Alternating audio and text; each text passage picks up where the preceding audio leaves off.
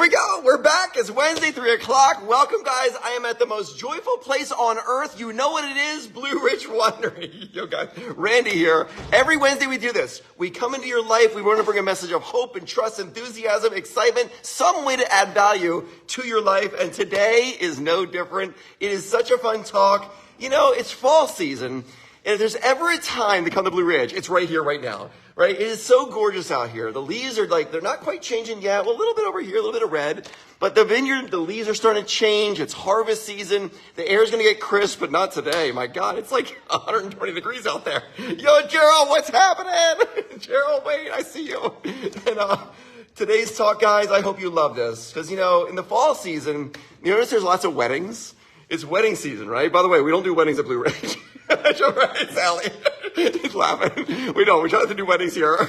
But it's wedding season. And it got me thinking to write a presentation for the newlyweds, right? For the couples that are getting married and life's starting in a brand new way. Because one of my favorite things at the winery here, yo, Jennifer, I see you. What's happening? I see Arlene's out there. The team is coming together. I love it. I love the hearts. You know, I always get to talk to really happy, joyful couples here at the winery. And a lot of times what happens is I'm talking to a young couple and we're talking about life. We're talking about what's happening. And they go, just give us any piece of advice. What advice would you give to a young couple that's coming together? We're going to get married. And so what do you say to someone if you got like 3 minutes? It's kind of challenging. So I figure, why not? We'll take about 10 minutes and we'll share what could add value to someone's life. Andrew Neff, I see you too. I like that, dude. What's going on? You know, Andrew, he popped someone yours, right? Andrew, you're the best, man. So here it is.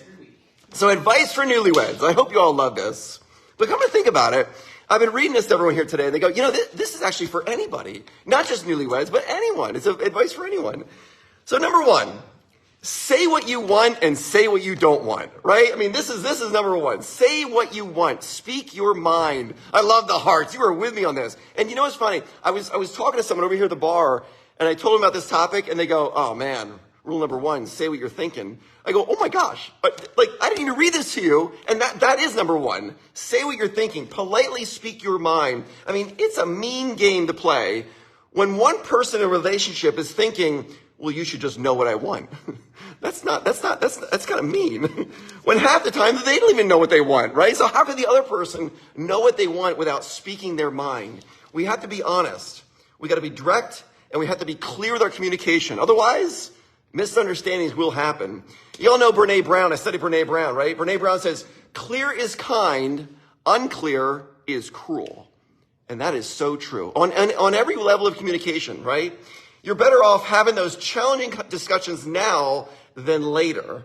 After all, conflict delayed is conflict multiplied. Isn't it true, right? Do it now, do it now, do it now. Okay, on to the next one. Know the 4 pillars of a marriage. And you know what they are? They are safety, faithfulness, commitment, and reliability. They're the 4 pillars of trust in every single marriage. I love the hearts. You're with me on this, guys. If any of these are missing, the roof starts to cave in and the relationship will begin to deteriorate. Safety, faithfulness, commitment, and reliability.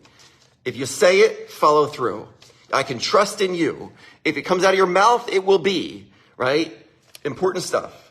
Marriages thrive when both partners feel safe and secure within the marriage. The next one. Who's doing what, right? Who's doing what in this marriage? You ready? Who's earning the money? Who's cleaning the house? Who's cooking dinner? Who's paying the bills? Who's going grocery shopping? Who's going to mow the lawn? Who's taking the dog for a walk? Who's taking the dog to the vet? And who is going to give the kids a bath tonight? It's important to talk about this stuff because a lot of times we go into it just in la la land and we go, oh my gosh, who's doing what? It's good to have these conversations talked out ahead of time. It's romantic to do it, by the way. It is. And if we don't do this, what will happen is we'll find ourselves arguing over the rent that someone was supposed to pay a month ago, and now it's late. We're better off having Tony's shaking and saying, yeah, I get this, right? I'm with you. Okay, the next one. Learn the other person's love language and speak it to them every day. You know what I mean by love language? So we all feel love in different ways. We do. Some people love to have words of affirmation said to them. Some people like to have gifts given to them. Some people like to have things done for them. There's different languages that we're speaking. And there's guys out there right now, I promise you, there's guys out there, they're mowing the lawn, they're cooking dinner, they're cleaning the gutters, and their wife could care less. Because that isn't her language. She's sitting there wishing that he would just spend some time with her. And he comes in and she goes, why don't you ever show me you love me? He goes, what are you talking about? I just mowed the lawn, I cleaned the gutters, I did all this, I washed your car. And she's going, that doesn't mean anything to me. All I want is you to sit with me. And they're speaking different languages. They're going right past each other. Do you see it? This stuff happens all the time. He's speaking the language of acts and service, and she would only hear the language of spending quality time with me. So he's speaking a language that she doesn't even speak, right? So we want to make sure we're speaking the same languages to each other. Here's the 5 love languages that exist, right? Andrew Neff, I'm with you, right? It goes like this. Acts of service is one of them. So doing things for someone. Receiving gifts is an act of service, is a love language. Quality time, words of affirmation, and physical touch. I can tell you, mine is physical touch. If Tiff wants to show me that she cares for me and loves me, she'll touch me. You know what Tiff's is? Tiff's is spending quality time with her. If I were to go out to the store and buy Tiff a present and bring it home and go, oh, I love you, love, here's a present. She'd go, wow, thank you. But I could have done a whole lot better by going, guess what? I cleared my calendar. Tonight, we're going to sit on the deck here and just talk. She'll go, oh my God, thank you. Thank you. I'm speaking her language, right? So learn yours and learn theirs and make sure they know yours and you know theirs, right? I love the hearts. You're with me on this, guys, right? Okay, so here's the next one. Never say anything bad about your spouse's family. Ever. Ever. You may say to me, but Randy, my husband's dad, man, he is such a jerk. I mean, he's the biggest jerk you've ever seen. And besides, my spouse talks bad about him all the time. Do not join in.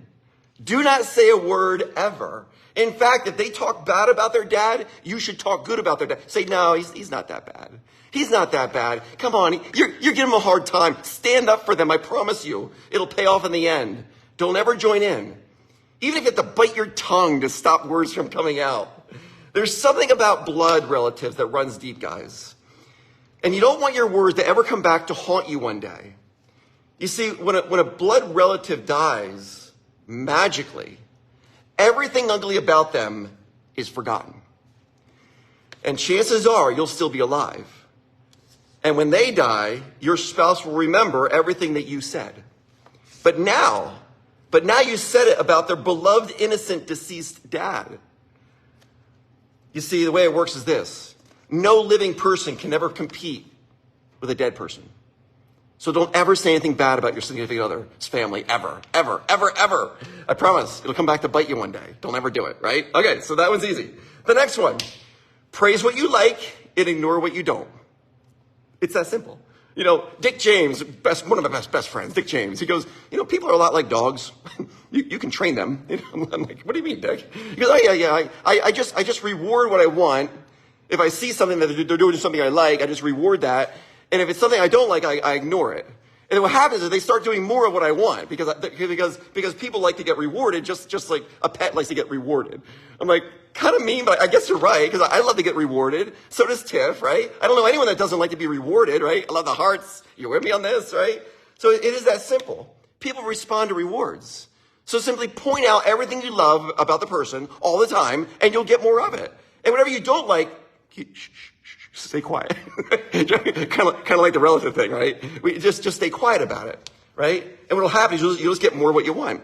But there's something that Peterson points out. Man, Jordan Peterson, I listen to that guy every once in a while, right? And he said there's something deadly that he's seen couples do to each other.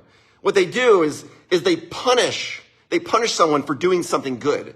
You see, when you punish someone for doing something bad, it's actually, they almost expect it to come, right? It almost makes them feel better because, oh, okay, you punish me, we're good, I'm all good, we move on, right? But imagine you punish someone for doing something good. Now you're really hurting them.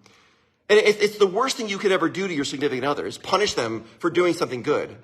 And this comes from Peterson. He paints a portrait of a guy who married out of his league. You see, he's a 6 and his wife's a 9, and he knows it.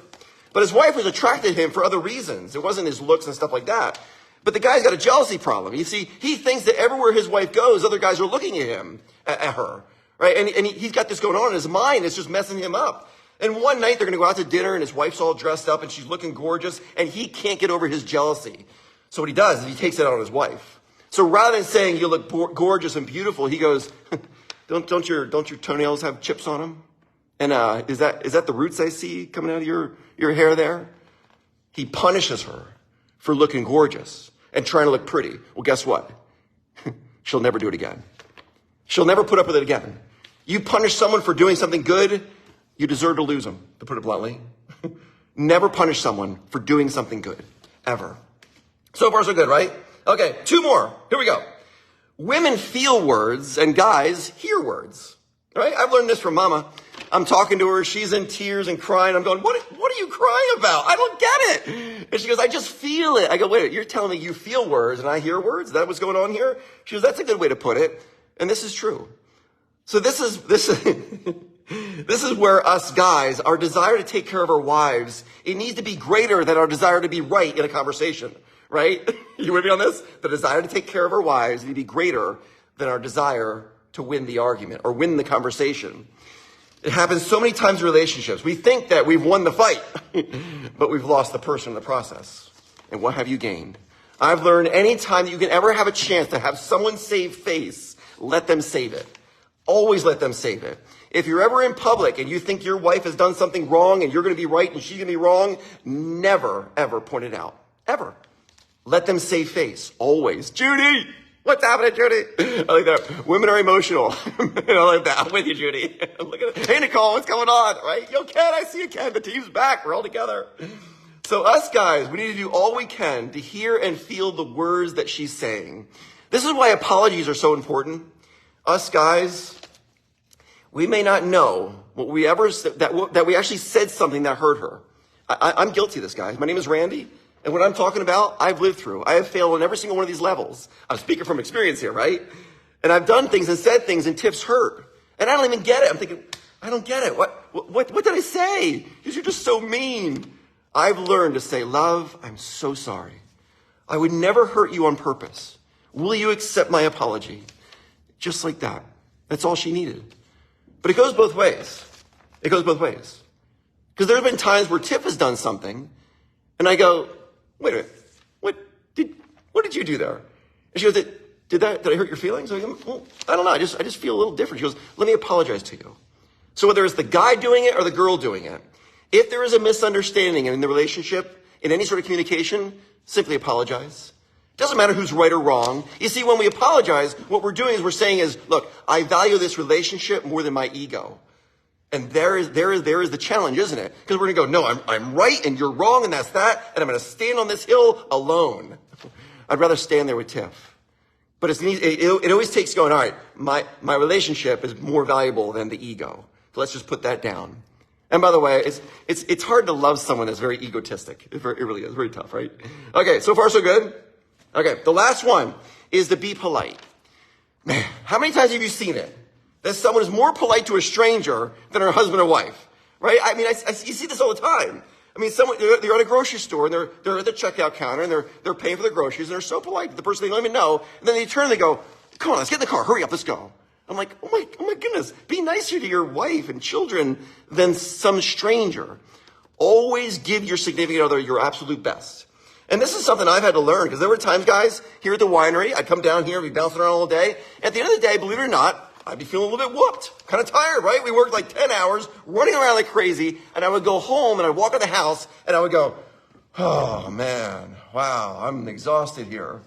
And Tiff would be like, are you okay? I'm like, yeah, I just want to lay down for a little bit here. I have learned that I always give Tiff my best. Always. And what happens is when I give Tiff my best, I actually have more energy to give you all my best.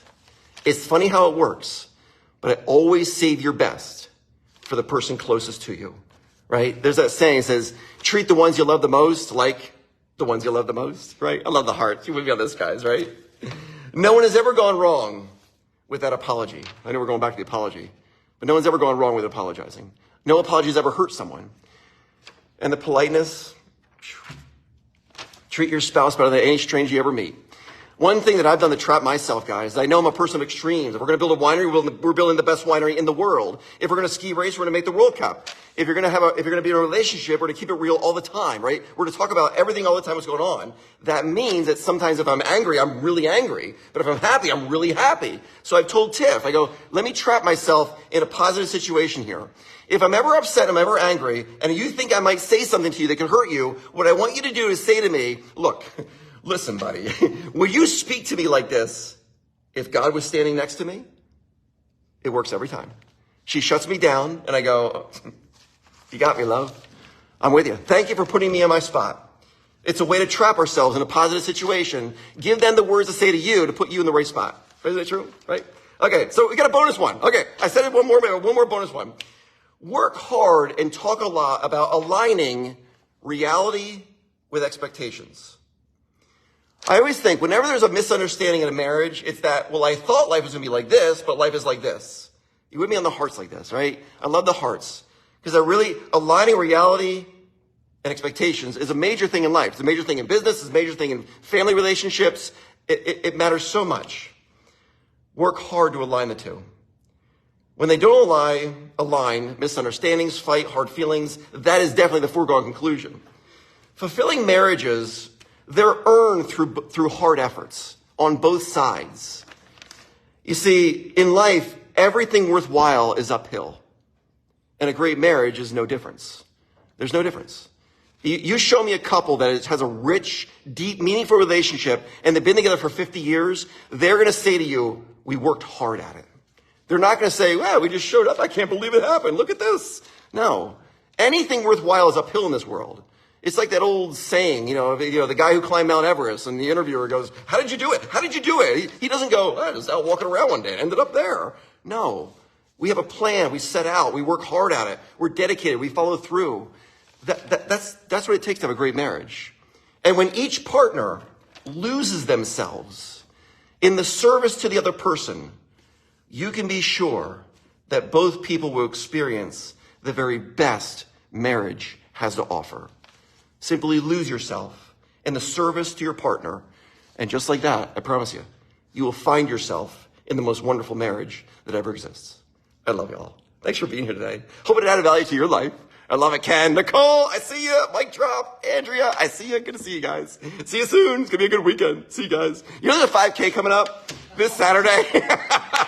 Tony, there's a 5K. And guess what? You are looking at the winner right now.